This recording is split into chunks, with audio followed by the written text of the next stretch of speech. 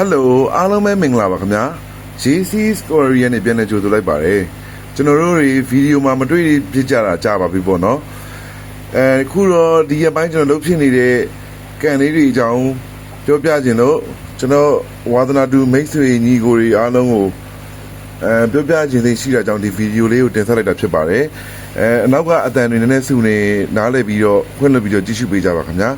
ဒီကန်လေးကတော့ကျွန်တော်မွန်တီကာလိုကားပတ်လေးပေါ့နော်ကားပတ်လေးကိုစိုက်ထားတယ်ပြီးတော့အနောက်မှာဆာမိုလက်ရှိတယ်မှာအနီရောင်လေးဆာမိုလက်ပါမယ်ဒီမှာကတိတ်မကောင်းတော့တဲ့ဘူစီဖလန်ဒရာပေါ့နော်ဘူစီလေးတစ်ပင်ရှိတယ်အလယ်မှာက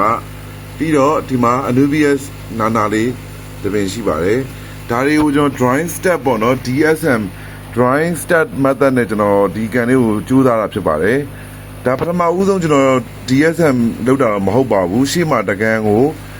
most တွေကိုကျွန်တော်most painting ပေါ့နော် most ကို blender နဲ့ကြိတ်ပြီးတော့ most အစလေးတွေကိုစုပ်တန်နဲ့ကြောက်တုံးတွေမှာလိုက်ဆွဲပြီးတော့တခါလဲလုံးကြည့်ပြီးတော့ပါပြီပေါ့နော်အဆင်ပြေတဲ့တော့ပြေးပါတယ်ခုကဒါကတော့ဒီလိုမျိုးမွန်တီကာလိုပထမဦးဆုံးကျွန်တော်စားဆိုင်ကြည့်တဲ့အတွေ့အကြုံဖြစ်ပါတယ်ခင်ဗျာထူးခြားတာကမွန်တီကာလိုကိုကျွန်တော်smart ဖောင်မို့ရေမြုပ်ဖောင်နဲ့တခါမှမဆိုင်ဘူးပါဘူးခုမှဒီမွန်တီကာလိုအပင်ကိုကျွန်တော်လက်နဲ့ကင်ပြီးတော့တွေ့ဘူးတယ်မြင်ဘူးတယ် drawing step method DSM method စလုပ်တာဖြစ်ပါတယ်ဒါလေးကတော့ရှစ်လက်မပတ်လက်ကန်လေးပါဒါလေးကအချိန်ကြီးအများကြီးကျွန်တော်စောင့်ကြည့်အောင်မှာဖြစ်ပါတယ်အသေးစိတ်လည်းဆက်ပြီးတော့ကျွန်တော်ဒီဟာလေးနဲ့ပတ်သက်ပြီးတော့ဗီဒီယိုလေးလုပ်ပေးနေပါဦးမယ်ခင်ဗျโอเค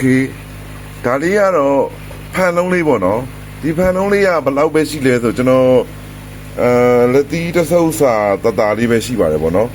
လက်ပွားပေါ်တင်ယုံလေးပဲပေါ့โอเคဒီထဲမှာဆိုရင်ကျွန်တော်တည့်ရလူလေးကျွန်တော်ဟို comment မှာပြောတော့ပြပါအောင်ဒီမှာဒီအပင်လှလှလေးပေါ့နော်အယောင်ဆုံးပါတဲ့အပင်လေးကကျွန်တော်နေပြီးတော့ပန်းဆိုင်တစ်ဆိုင်လေးလှမ်းဝယ်ထားတာပါဒီဟာလေးကတော့အစိမ်းရောင်လေးကတော့ရွက်ကြပင်ပေါက်လေးပေါ့ဒီမှာဒီအဖြူကြားလေးနဲ့ဒါလေးကအဲ့ဒါတွေကရွက်ကြပင်ပေါက်လေးကျွန်တော်သူများအိမ်ရနေပြီးတော့အိမ်ရှိကိုကြာလာတာကိုပွားထားရင်လည်းအများကြီးဖြစ်နေပါပြီအိမ်ရှိမှာတော့ကျွန်တော်သိချင်တာဒီဟာလေးရဲ့အမည်ပေါ့ပြောပြပေးကြပါဦးမိတ်ဆွေတွေသိရလို့ရှိရင်ဒီဟာကတော့ Triflora ပေါ့နော်ကျွန်တော်ရေအောက်ပင်ရေအောက်ပင်ကနေပြီးတော့အပေါ်ကိုထိုးထွက်သွားတာပေါ့နော် Emas လည်းအစ်စ်တယ်မဟုတ်သေးဘူးအဲ့ဒါလေးကိုကျွန်တော်အညွန့်လေးဖြတ်ပြီးစိုက်ထားတာပါအခြေအနေကြီးရတော့အခြေအနေလေးကောင်းပါတယ်ကျွန်တော်အရှိမလည်း Emas ပေါ့အပြင်ဖောင်စိုက်ထားတဲ့ပုံတစ်ပုံရှိပါတယ်အဆင်ပြေပါတယ်ဒါလေးကတော့ဒီမှာ elephant skin လေးနှစ်တုံးပါမယ် dragon stone အပိုင်းအစလေးတွေပါတယ်ပြီးတော့ကျွန်တော်တစ်ကိုင်းလေးတွေပါတယ်ပေါ့အခက်လေးတွေပြီးတော့အရှိမသေးပါနောက်မှာတော့ကျွန်တော်အကိုကြီးတယောက်ရှိရနေပြီးတော့အတင်းအားဓမ္မတောင်းဝယ်ထားတဲ့ Natalia ဆွိုင်းလေးခင်းထားပါတယ်ဒီကံမှာလည်း Natalia ဆွိုင်းလေးပဲခင်းထားပါတယ်ပေါ့နော်ဒါပေမဲ့ဒါတွေကအချိန်ပေးရတာတစ်ခုကလွင်ကျန်တဲ့လောလောဆယ်မှာဘာမှလုပ်လို့မရသေးပါဘူးအချိန်ပေး queue ဆိုင်မယ်ပေါ့နော်โอเคနောက်ဆုံးတစ်ခုပြချင်တာကတော့ဒါလေးတွေကကျွန်တော်အတော်ရဲ့ဂျပန်ကွန်တင်နာကြပစ္စည်းတွေပေါ့နော်ရောင်းတော့ကကျွန်တော်အတော်ရှိရနေပြီးတော့ဟိုဝေတာလည်းမဟုတ်ဘူးတောင်းတာလည်းမဟုတ်ဘူးဘတ်ထားလိုက်တဲ့ဟာလေးပေါ့အမှန်တော့ဒါလေးတွေကစားအချိုမုံငရုတ်သီးမုံအဲ့လိုမျိုးထဲတဲ့ဂျပန်ပစ္စည်းတွေပါအပေါ်မှာတက်သားဖုံးလေးနဲ့ပိတ်ရပါတယ်သူကအဲ့ဒါလေးတွေကိုကျွန်တော်ပထမတစ်ခါလေးလုပ်ကြည့်ပြီးတော့ပါပြီခုဒုတိယတစ်ခါအနေနဲ့ထပ်လုပ်တာပေါ့နော်ဒီမှာဆိုရင်အောက်ဆုံးမှာ Natalia ဆွိုင်းပါတယ်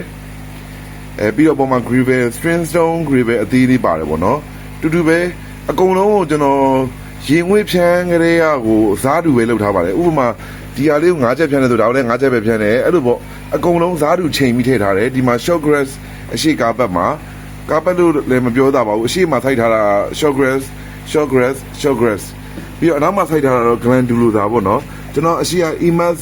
ရေပုံးထဲကနေပြီးတော့ကျွန်တော်အပြင်ထွက်နေတဲ့ဟာလေးညှက်ပြီးဒီမှာစိုက်ထားဖြစ်ပါတယ်စားတူပါပဲနှစ်ပင်စီပေါ့โอเคအပေါ်မှာမျောနေတဲ့ဟာလေးကိုကျွန်တော် ID မရှာဘူးသေးဘူးတခါမှဒါပေမဲ့တည့်ရလူရှိရင်ကျွန်တော် comment မှာရေးပေးတော့ပါအောင်ဒီfloating plant လေးလည်းကျွန်တော်ဒီမှာစားတူပဲပေါ့နော်အတက်နိုင်ဆုံးထည့်ထားပါတယ်ဒီမီးကိုကြတော့ကျွန်တော်ဒီအပေါ်ကမီးနဲ့မလုံလောက်ဘူးလို့ထင်တော့ဒီမီးလေးတက်ထားတာဖြစ်ပါတယ်ဒီမီးလေးကရိုဇင်ရိုးဖြူပြမီးလေးပေါ့အဲ့မှာကျွန်တော်မနေ့အစောကြီးချွေးလုံးလုံးနဲ့ ကျွန်တော် DIY တွေပါသိမကြွမ်းဘူးတော့ဒီမှာဒီတောက်တွေပါတွေကိုကျွန်တော်တော်တော်ကြီးကိုကျွန်တော်အားဆိုင်ပြီးလုပ်ထားတာပေါ့နော်ကျွန်တော်တော့ကတော့ဒီဒါတွေကအားဆိုင်ရတဲ့ထဲမှာပါပါတယ်ဒီမှာတောက်တွေပါနေပေါ့တော့ရှုပ်လို့မရဘူးเนาะကျွန်တော်ကိုပါကို DIY တွေပါလေးလုပ်နေပါပြီပေါ့ဒီနောက်ကကြတော့ဒါ PB ဘုတ်လေးပေါ့သူ့ရဲ့အနောက်မှာလို့ရုပ်ဆူးတဲ့မီးတွေကိုမမြင်အောင်ဒါလေးကိုဒီလိုမျိုးလေးဖြစ်သွားအောင်ကျွန်တော်လုပ်ထားတာဖြစ်ပါတယ်အဲ့တော့ကျွန်တော်ကဒါတွေနဲ့ဈေးရောင်းပြီးအသက်မွေးဝမ်းကြောင်းပြုနေတယ်ဆိုပေမဲ့ဒါတွေမလုပ်ရရင်မနေနိုင်ပါဘူးဒါကြောင့်ဒါကျွန်တော်ရဲ့အားလက်ချိန်တွေမှာကျွန်တော်ဒီအရာတွေကို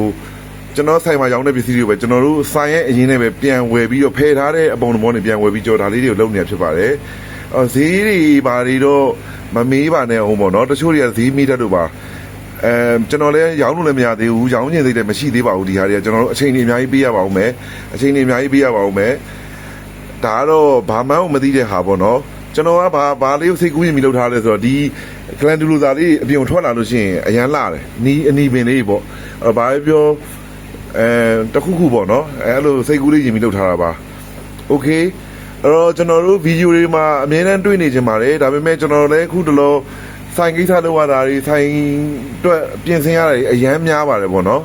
အရန်များပါတယ်ဒီကြားထဲမှာပစ္စည်းပြက်လက်မှုတွေကြောင့်လည်းကျွန်တော်တို့တခြားရုံးကန်နေရတာတွေလည်းအများကြီးရှိပါတယ်ပေါ့အဲ့တော့ကျွန်တော်ဒီနေ့အထွေထူးပြောချင်တာကကျွန်တော်တို့ဒီ JC Aquarium ကိုအမြဲတမ်းစင်ဆက်ပြက်အားပေးနေတဲ့ကျွန်တော် customer တွေအားလုံးမိတ်ဆွေညီကိုမောင်မတွေအားလုံးကျွန်တော်တို့ JC Aquarium နဲ့ကျေးဇူးအများကြီးတင်ပါတယ်ဒီအပိုင်း activities နဲ့အနေနဲ့ဆိုရင်ကျွန်တော်ဘာလို့ဖြစ်လဲဆိုတော့ကျွန်တော်ဆိုင်အတွက် visiting card ရိုက်ဖြစ်ပါတယ် okay ဒါကတော့အရှိမ logo နဲ့စာနဲ့ဒီနောက်မှာတော့ကျွန်တော်တို့ဖုန်းနံပါတ်ပါညာပေါ့နော်ဒါကျွန်တော်ဒီအပိုင်းလုပ်ပြတဲ့ activities တွေပါအဲ့တော့ကျွန်တော်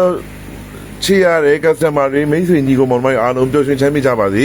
ကျွန်တော်ဗီဒီယိုတွေအရင်လိုပဲခက်စိတ်စိတ်လေးလုပ်ပြီးသေချာလေးကောင်းကောင်းမွန်လေးလုပ်နိုင်ပါစေလို့ကျွန်တော်ကိုယ့်ဘာကိုဆုတောင်းနေပါတယ်ကျွန်တော်ကြိုးစားနေပါတယ်ခင်ဗျာအဲ့တော့အားလုံးပဲပြန်တွေ့ကြမယ်တတား